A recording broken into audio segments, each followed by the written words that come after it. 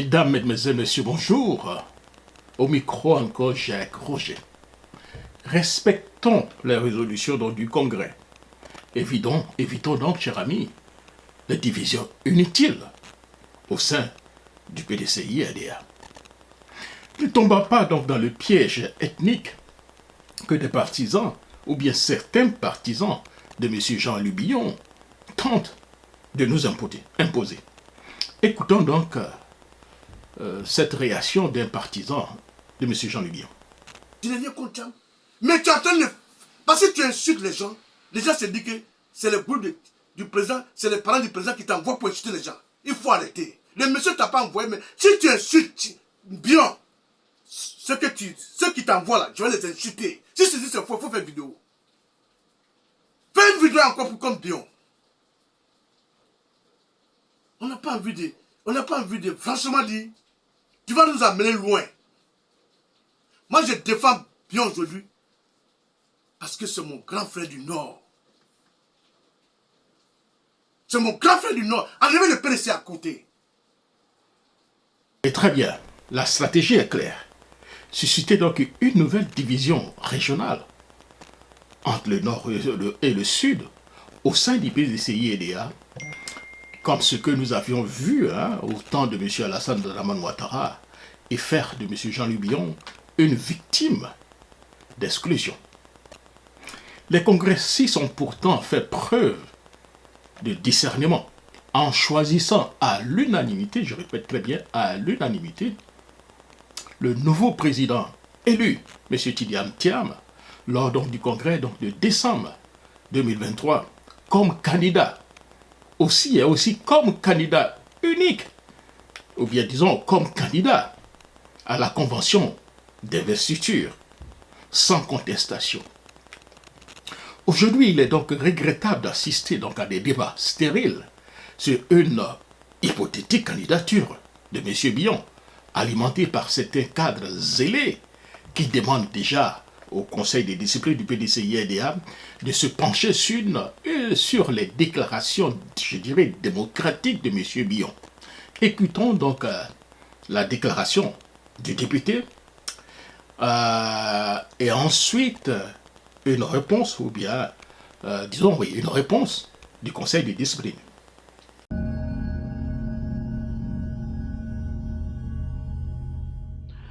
Madame Linda Dadié Sangaré, présidente du Conseil de discipline du PDCI-RDA.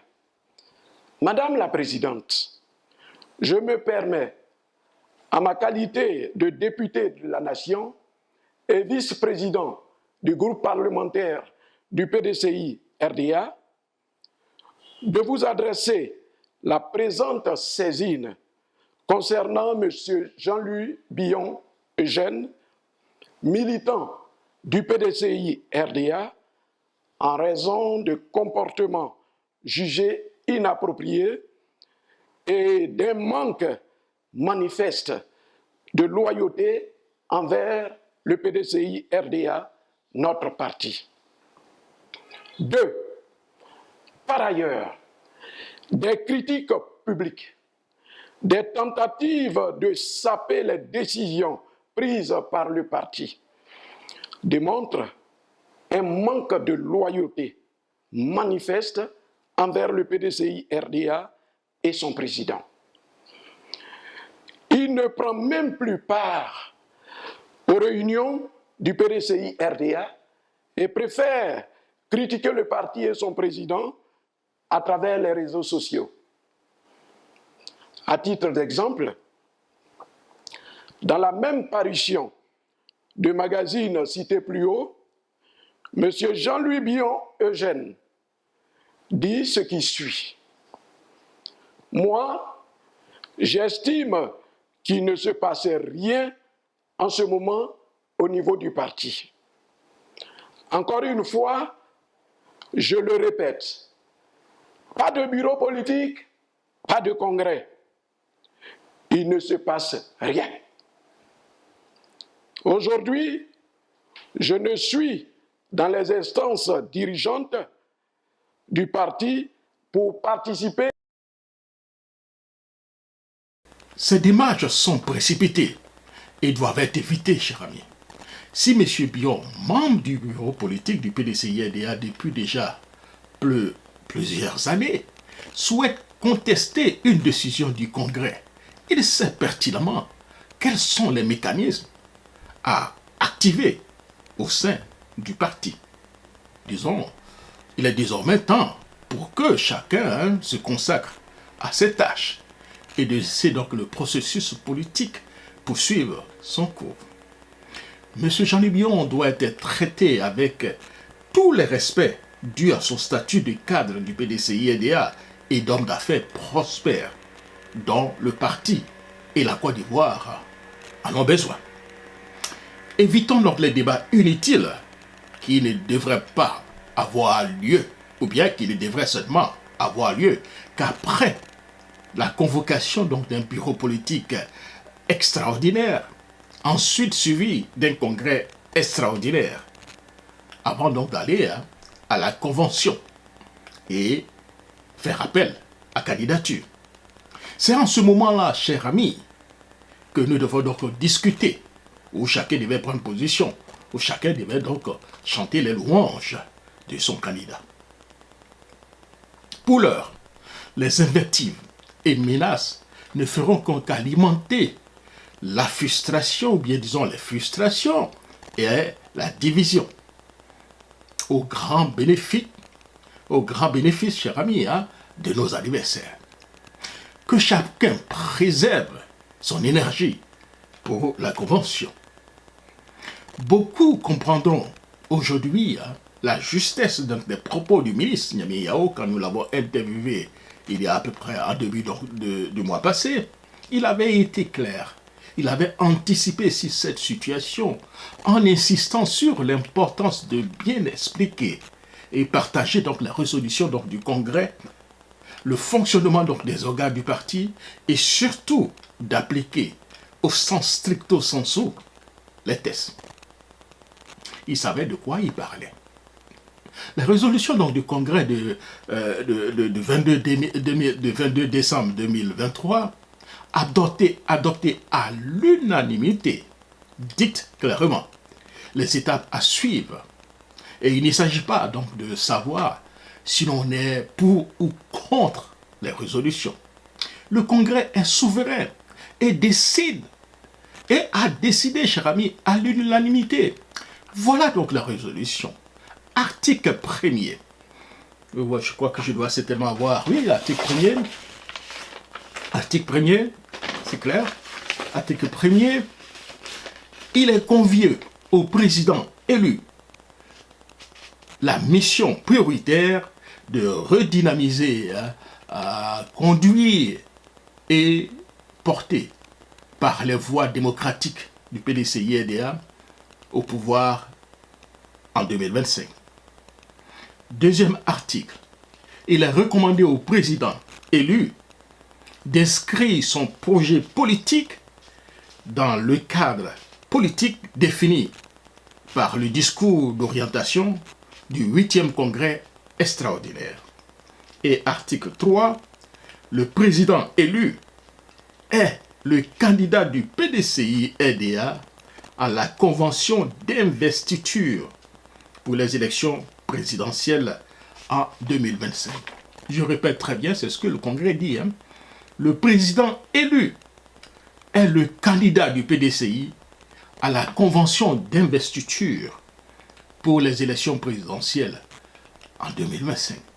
Fait à Yamoussoukro le 22 décembre 2023, le Congrès. Il semble que certains veulent écarter donc rapidement les résolutions du 8e congrès extraordinaire, comme pour dédouaner ceux qui souhaitent placer donc leur ambition personnelle au-dessus donc des décisions. C'est-à-dire, il y a certains à un moment donné pensent qu'ils sont mieux qu'un congrès, mieux que tout le monde réuni. Ils peuvent contester comme ils le veulent les décisions donc d'un congrès. Si nous piétinons notre état donc de droit, nous ignorons donc les résolutions donc du Congrès, cela autorisera certainement à faire ce qu'ils veulent. Ils disent qu'ils ont de l'argent, ils ont des relations, ils ont des soutiens. Mais l'article 3 du Congrès, la résolution donc du Congrès, est implacable. Le président élu est le candidat du PDCI à la convention d'investiture pour les présidentielles 2025. C'est écrit noir sur blanc. Et la résolution a été lue devant tout le monde avec applaudissements, à l'unanimité, tout le monde a accepté. C'est aussi de façon tout à fait solennelle, je viens vous redire les résultats du scrutin de tout à l'heure. Résultats définitifs.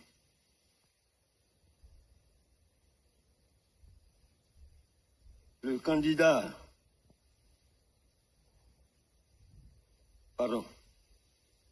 il y a comme inscrit 6 485, votants 4 179, taux de participation 64,44%, suffrage exprimé 4147%. 4147 ont obtenu Jean-Marc Yassé 134 voix, soit 3,23%.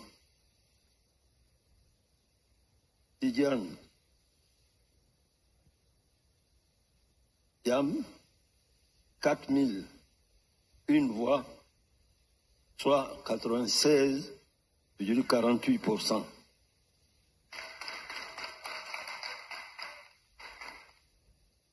Je proclame donc solennellement, en tant que président du Congrès, l'élection de M. Tidiane Thiam à la tête du PDCI RDA en tant que président.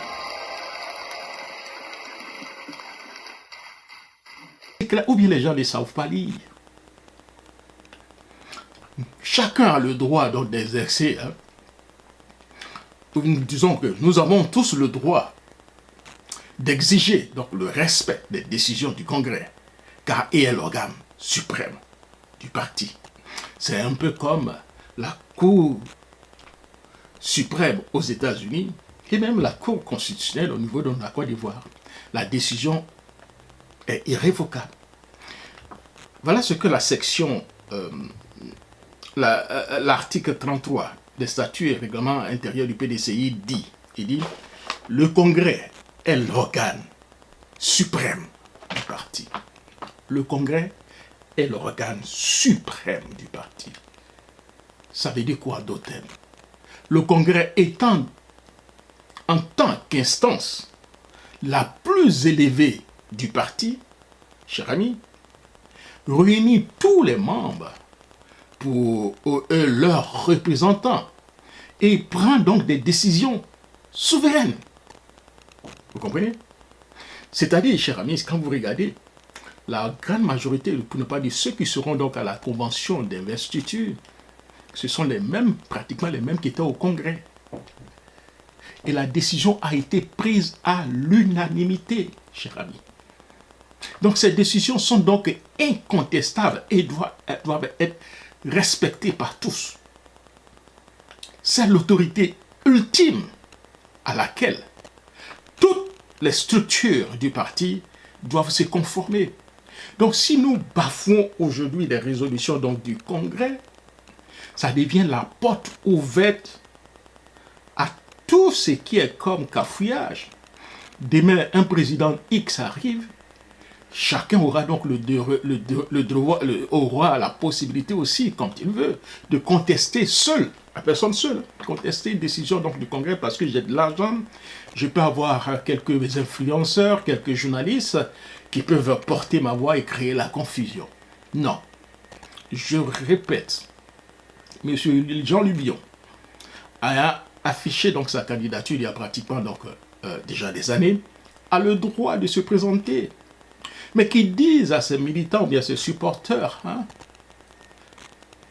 de savoir raison garder, d'utiliser la bonne méthode, puisque actuellement, c'est lui qui est un peu dans une situation hors jeu, puisque lui et ses partisans semblent contester les décisions donc du Congrès. Dans ces conditions, soyez moins arrogants, vous comprenez? Et utilisez avec tact les méthodes nécessaires pour aller donc à un bureau, convoquer donc un bureau politique extraordinaire, pour aller donc à un congrès extraordinaire, pour aller à une convention. D'ailleurs, l'idée même d'une convention élective est déjà sur la table. M. Bredoumi s'est déjà pratiquement prononcé. Donc, où est le problème? Que chacun attende. Une fois que la date du congrès sera annoncée, après, bien sûr, la convocation d'un bureau politique extraordinaire et d'un peu, pourquoi pas, un congrès extraordinaire, pour aller donc à une convention, que chacun attende. Nous sommes tous au sein du PDCI-EDA. Donc, normalement, l'objectif, nous devons avoir l'objectif qui est donc la reconquête donc, du pouvoir d'État, pas pour être président du PDCI-EDA, mais pour reconquérir le pouvoir d'État perdu il y a pratiquement bientôt 25 ans. Donc, chers amis, comme je le dis, je ne fais que répéter, paraphraser le président Houphouët-Boigny. Vous n'avez pas créé le PDCI. Prenez garde de ne pas détruire ce que vous n'avez pas créé. Nous allons attendre. Les cadres du PDCI vont se pencher sur une date pour la convention et on ira donc à un congrès extraordinaire. Cette fois-ci, que ceux qui veulent remettre en cause les décisions du congrès mettent la main à la poche. Financer un congrès extraordinaire, croyez-moi, ce n'est pas $1000, ce n'est pas 1 million, ce n'est pas 2 millions. Donc, si vous contestez les résolutions donc, du Congrès parce qu'on veut gagner en temps, vous devez donc mettre la main à la pâte, financer en grande partie, vous comprenez, ce Congrès. Voilà un peu mon point de vue, cher ami. Évitons les invectives. Évitez donc de salir M. Jean-Louis Billon. C'est un cadre émérite du PDCI. C'est un homme d'affaires. Il est au PDCI et il a le droit d'avoir ses ambitions. Et que M. Billon donnez des conseils à vos amis ou bien supporters ou bien ceux qui semblent parler à votre nom, de savoir raison garder. On parle là du PDCI RDA. Et le PDCI a déjà, la décision a été prise et M. Thiam est le candidat du PDCI. Vous contestez cela. Donc il vous appartient à vous de trouver les voies et moyens et la méthode qu'il faut pour pouvoir arracher un congrès extraordinaire pour aller donc à la convention. Je crains que cette attitude risque de nous plonger encore dans une situation que nous n'avons pas envie de voir. On commence déjà à parler des Nord-Sud. C'est ce débat que vous voulez mener. Des gens qui sont au PDCI mais qui détestent l'électorat de leur parti. Je pense qu'on ne veut pas arriver là, cher ami. Je ne veux pas arriver là. Quand vos supporters disent nous sommes du Nord, qu'on supporte notre frère qui est du Nord, ça veut dire quoi? Ça veut dire ceux qui sont du centre là aussi sont aussi bêtes et vont aller supporter une autre personne, ils ne vont pas supporter leur frère du centre. Réfléchissons un peu, cher ami. Ne nous amenez pas dans ce faux débat. Le PDC a trop souffert de vos petits problèmes, vos petits débats qui ont toujours plongé le PDCI dans la situation dans laquelle nous sommes. Nous sommes fatigués. Vous voulez être candidat à une élection présidentielle ou bien une élection pour être le candidat du PDCI-RDA, vous connaissez la méthode à suivre. Allez-y donc à la convention d'investiture, vous présentez ce que vous devez présenter. Si vous gagnez, tout le monde sera derrière vous. Mais si vous perdez, des grâces, supportez celui qui gagnera. Ne créez pas des conditions pour aller à une candidature indépendante. Si vous voulez être candidat indépendant, déclarez-vous maintenant pour que le PDCI puisse gagner en temps. Ne faites pas perdre le temps. On va aller à la convention, vous allez perdre et vous allez trouver encore d'autres subterfuges pour aller à un candidat indépendant. Ce n'est pas faire. Et nous n'allons pas vous pardonner cela. Vous avez le choix, maintenant, de vous porter candidat indépendant et laisser le PDCI-RDA organiser son candidat, sa convention d'investiture. Mais si vous voulez certainement à une convention d'investiture, nous allons à la convention d'investiture. Si vous perdez, vous prêtez serment d'apporter votre soutien à celui qui gagnera. C'était mon billet et Jacques Roger.